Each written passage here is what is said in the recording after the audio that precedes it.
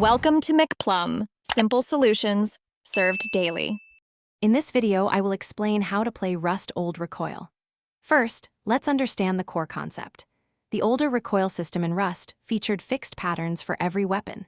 This meant that each gun, like the AK-47 or the MP5, would always kick in the same way. Your goal was to learn and counteract these specific movements, making your shots more accurate and consistent. It truly rewarded dedicated practice and developing strong muscle memory. To begin mastering Old Recoil, start by practicing on an aim training server or a local server. These environments allow you to shoot without pressure and focus solely on your aim. Pick one weapon, perhaps the AK-47, and dedicate your practice to it.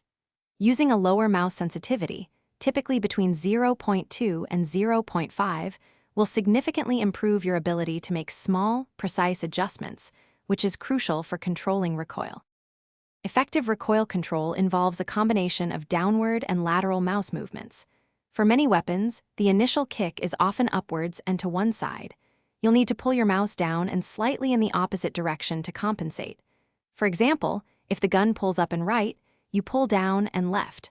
Focus on smooth, consistent movements rather than jerky corrections. This precise countermovement is key to keeping your shots on target. For advanced control, practice bursting your shots in short, controlled sprays of 3 to 5 bullets. This helps manage the most intense parts of the recoil pattern.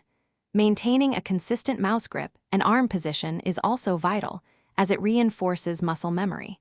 Dedicate at least 30 minutes daily to practice. Regularly review your progress and adjust your routine to target areas needing improvement, ensuring continuous skill development. Thanks for watching. Stay juicy and subscribe.